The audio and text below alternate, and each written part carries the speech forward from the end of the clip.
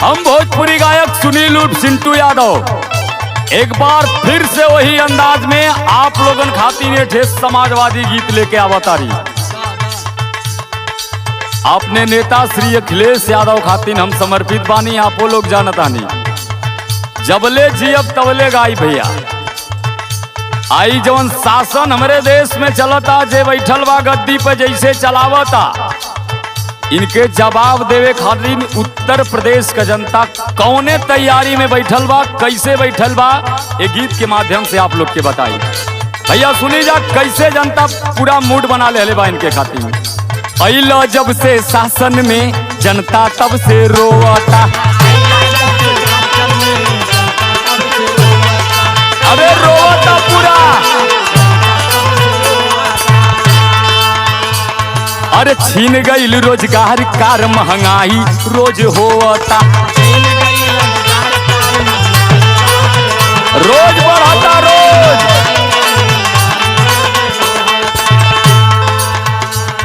अरे अइलो जब से शासन में जनता तब से रोता, छीन गईल रोजगार कार महंगाई रोज होता।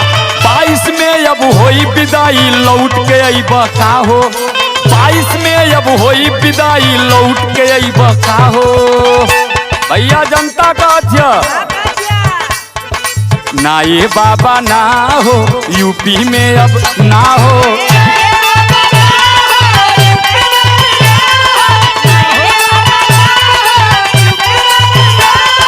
जाए बाबा जाओ, यूपी से अब जाओ।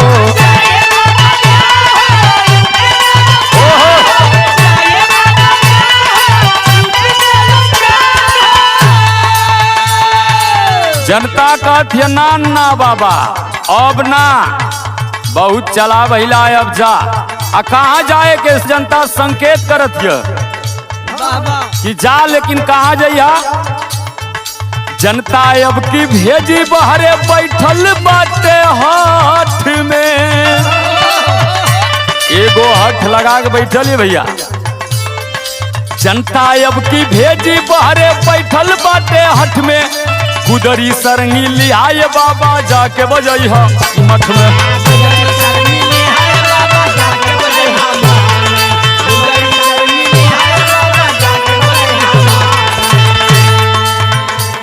अरे जनता अब की भेजी बहरे बैठल बाटे हठ में, कुदरी सरंगी लिहाए बाबा जाके बजइहा मठ में।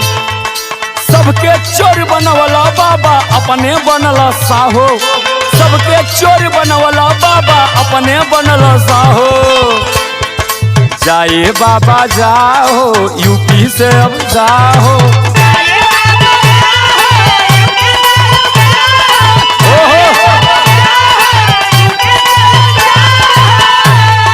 ना ये बाबा ना हो, यूपी में अब ना हो।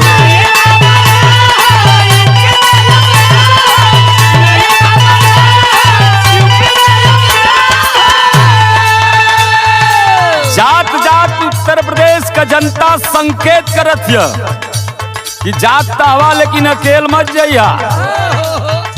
जुग जमाना बहुत खराब है साहब, अकेल मत जइया। जात हवा तो एक थे हिसाब से जइया। जनता संकेत करत है, संदेश देती है, बतावत है का कहत है। चेला चप्पर साथ में बाबा लिहले जई हायौरी, अकेल जाएंगे तो दिक्कत होगा। चेला चप्पर साथ में ले जइया, नहीं तो एक आध जाने बच जाइए तो फिर वो उख मज्जे लगे। सबके साथे ले जइया। कैसे कह दिया जनता, चेला चप्पर साथ में बाबा लिहले जई हायौरी, कौनो दीही चोखा बना के कौनो दीही भौरी।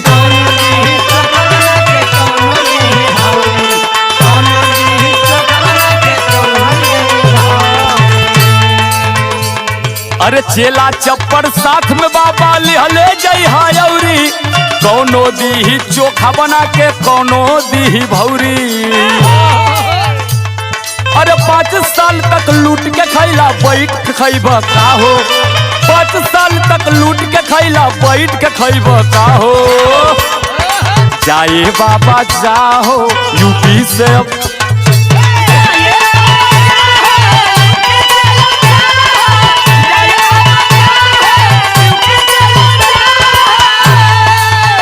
जाए बाबा ना हो यूपी में अब ना हो।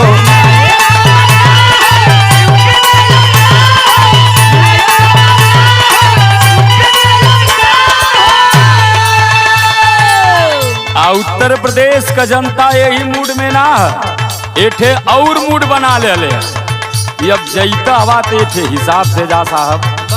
कौने हिसाब से जनता भेजल चाहती है?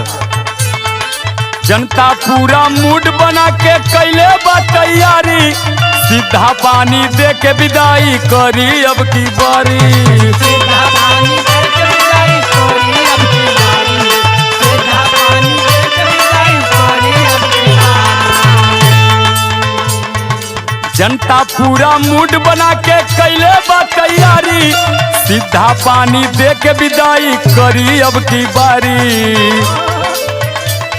और सिंटू गई है सपा का गाना कभी भी रुकी ना हो, सिंटू गई है सपा का गाना कभी भी रुकी ना हो। जाए बाबा जाओ यूपी से अब जाओ,